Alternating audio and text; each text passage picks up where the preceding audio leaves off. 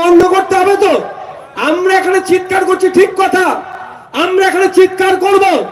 আমডাঙ্গার যে প্রায় 20,000 মানুষ ক্ষতিগ্রস্ত হচ্ছে, দেশের সরকার তাদের ক্ষতিপূরণের ব্যবস্থা করে দেওয়ার পরে কেন ক্ষতিপূরণ পাচ্ছে না?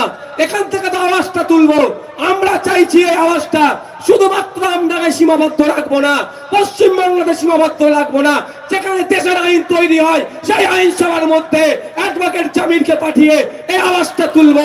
আমডাঙ্গার 20,000 মানুষের সাথে যে ইনজাস্টিস হচ্ছে, তাদের যে ক্ষতিপূরণ লুট হয়ে যাচ্ছে, সেই বিষয়টা সেখানে গিয়ে আমরা তুলতে চাই। তোলার যদি আপনারা সুযোগ দেন, দেবেন তো নাকি ভাই? যাদের টাকা, যাদের জমি চুরি হয়ে যাচ্ছে, এই 20,000-এর মতো মানুষ, তাদের কাছে অনুরোধ করব, আসুন। অর্জুন সিংকে আপনারা অনেক ভোট দিয়েছিলেন। অর্জুন বাবু ওখানে গিয়ে হিন্দু মুসলমানের রাজনীতি করেছে।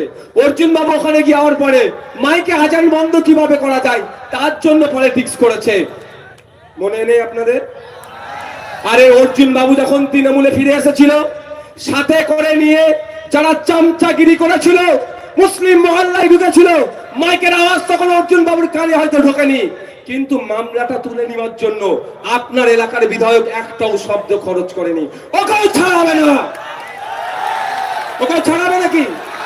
ওনাকেও ছাড়াবে না। সাথে করে নিয়ে খুব ঘুরছিল না? ও বাটা তো আমলাগা দিয়ে এসে বেশি ঘুরঘুর করেছে। আর কোন জায়গায় জায়গা পেয়েছিল?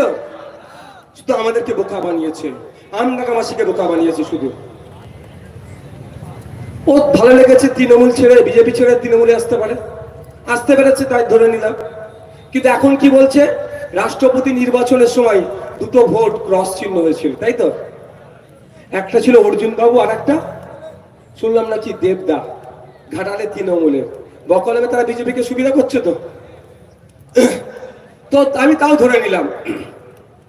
অর্জুন বাবু যখন তৃণমূলে আসলো, মমতা ব্যানার্জির কি উচিত ছিল, এই অর্জুন তুমি কি, আপনি কেসটা তুলে নেন হাইকোর্ট থেকে? তুলেছে? এই তুলেছে? কারণ মমতা ব্যানার্জিও মনে প্রাণে চাইছে যে এদেরকে যতটা ভয় দেখিয়ে রাখতে পারবো, ততটাই এদের কাছ থেকে লুটতে পারবো। এদের ছেলের মেধাগুলোকে 20 লাখ 30 লাখে বিক্রি করবো, আমার কিছু করতে পারবে না। যেই করতে চাইবে বলবে বিজেপি এসে যাচ্ছে, বিজেপি এসে যাবে বলে ভয় দেখিয়ে রেখে দেবে। এই ভয়টা কাটিয়ে আমাদেরকে উঠতে হবে। আজকে অর্জুন বাবু মিষ্টি মিষ্টি কথা বলছে না, আবার আমডাঙ্গার দিকে ঘুরঘুর করছে, আবার নৈহাটিতে গিয়ে ঘুরঘুর করছে। ও আর হতে দেওয়া যাবে না। অর্জুন বাবুকে লাল কার্ড দেখিয়ে কোথায়? মাঠের বাইরে শুধু নয়, লাল কার্ড দেখলে কোথায় থাকতে হয় জানেন? ও রিজার্ভ বেঞ্চে বসতে পারে না, নিচে ওদের ড্রেসিং রুমে চলে যেতে হয়। আমরা লাল কার্ড দেখিয়ে অর্জুন বাবুকে ওর ড্রেসিং রুমে পাঠিয়ে দেবো, হবে তো নাকি? আর পার্থবাবু তো, উনি তো মিস কলের এমএলএ, উনি এখন মিস কল দিয়ে আছে ওনাকে। কি মিস কলটা আপনাদের জানিয়ে রাখি, ন্যাশনাল হিউম্যান রাইটস কমিশন ওনাকে নটোরিয়াস ক্রিমিনাল বলেছে, তাই তো?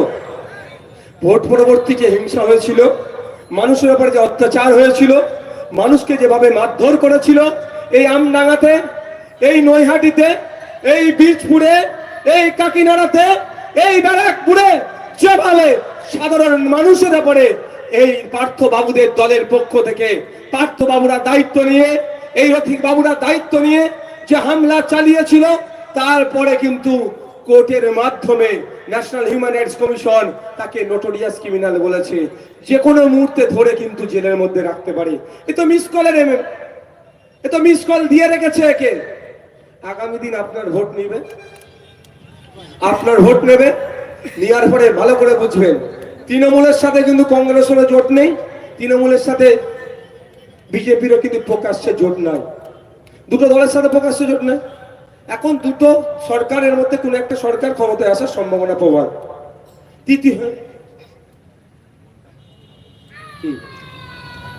তো দুটো সরকারের মধ্যে কোন একটা সরকারের ক্ষমতায় আসার প্রবল সম্ভাবনা আছে, কিন্তু দুটো সরকারেরই সাথে প্রকাশ্যে মমতা ব্যানার্জির দলের কোনো সম্পর্ক নাই, গোপনে বিজেপির সাথে আছে। 1998 সালে বিজেপির হাত ধরে তারা মানে দল তৈরি হয়েছিল। বিভিন্ন সময় 1999, 2000, 2002, 2004 গুজরাট দাঙ্গার পরেও মোদিজির হাত ধরেছিল কে? এই পার্থবাবুর দলের, পার্থবাবু যে দলে আছেন সেই দলের নেত্রী। তো আমি একটা কথা বলে রাখি, আমরা কি দেখছি যে পার্থবাবুকে মিস কল দিয়ে অলরেডি রেখে দিয়েছে, নটোরিয়াস ক্রিমিনাল বলে লিস্ট করে রেখে দিয়েছে। ভোটের পরে যদি বিজেপির কিছু সিটের প্রয়োজন হয়, পশ্চিমবাংলা থেকে যারা এক পা এগিয়ে আছে যাওয়ার জন্য, সেই লিস্টে মিস কল দিয়া এমপি যদি ইনি হয়ে যান, এই মিস কল দিয়া লোকগুলো আগে যাবে। তাই আমরা কি আমাদের মূল্যবান ভোটগুলো এই মিস কল দিয়া লোককে দেবো? এই দেবো? কারণ আমার জেনে বুঝে আমাদের হাত কাটা হবে। যেভাবে অর্জুন সিংকে কোনোভাবেই দেব না, যে অর্জুন সিং মাঝে মধ্যেই বিভাজনের রাজনীতি করে হিন্দু মুসলমানকে লড়িয়ে দিয়ে গদিতে টিকে থাকতে চাই, সেই অর্জুন সিংকে মুসলমান হিন্দু নির্বিশেষে আমরা ভোটের মাধ্যমে তার আওকাতটাকে আমরা বুঝিয়ে দেব। উনি তো দল চেঞ্জ করবেন, দলে আসবেন, দল চেঞ্জ করবেন, দলে আসবেন। উনার হয়ে যারা এতদিন মারামারি হানাহানিতে জড়িয়ে পড়লো বা উনার জন্য যারা ক্ষতিগ্রস্ত হলো, তাদের অবস্থা কি হবে? তাই বলবো, ঐক্যবদ্ধ হন। কে হিন্দু, কে মুসলমান, কে জৈন, কে খ্রিস্টান, আমাদের দেখার দরকার নাই। আমাদের মূল্যবান ভোট অর্জুন সিং এর বিপক্ষে আমরা দেব এবং খামচিহ্নের পক্ষে দেব। আমরা এই আজকে শুনছিলাম ইডি কোর্টকে বলেছে শাহজাহান যে দুর্নীতি করেছে, বিভিন্ন জায়গায় যে টাকা বেকা থেকে লেনদেন থেকে শুরু করে অবৈধ যে তার লেনদেন ছিল, সেই লেনদেনের সাথে সাথে ওই দুটো এখনো বাইরে মন্ত্রী আছে, সেই মন্ত্রীরাও নাকি যুক্ত আছে। এই মন্ত্রীদের মধ্যে কে আছে আমি নতুন করে বলবো না, আপনারা একবার বলবেন, জোরে বলে, জোরে বলে, বুঝতে পারছেন? তাহলে তাকে ভোটটা দিয়ে আগামী দিনে নাম যদি তার বেরিয়ে যায়, তাকে তো জেলের মধ্যে রাখবে। তাহলে ভোটটা দিয়ে আমার লাভ কি? ভোটটা নষ্ট করবো কেন? আমি আমার মূল্যবান ভোট নষ্ট করবো কেন? ওর পক্ষে দেবো, ওদের পক্ষে দেবো কেন?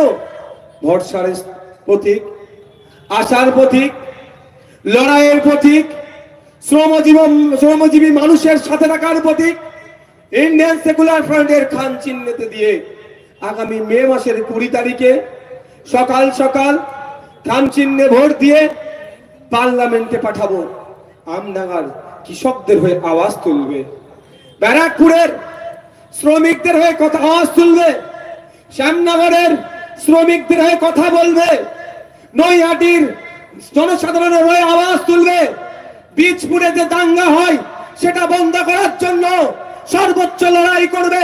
বীজপুরে দাঙ্গা কিন্তু মানুষ করতে চায়নি, কিছু রাজনৈতিক কারবারিরা তারা তাদের রাজনৈতিক ফায়দা লোটার জন্য সাধারণ মানুষের মধ্যে লড়াই লাগিয়ে দিতে চায়। সেটা বন্ধ করার জন্য বলিষ্ঠ কণ্ঠে জামির ভাই পার্লামেন্টে গিয়ে সে লড়াই করবে। রাজি আছেন তো নাকি ভাই? তার হাতকে শক্ত করতে হবে তো নাকি ভাই? তার হাতকে শক্ত করতে গেলে কি করতে হবে? এরকম আইএসএফ দেখতে পাচ্ছেন, খাম চিহ্নে ভোট দিয়ে পার্লামেন্টে পাঠাতে হবে।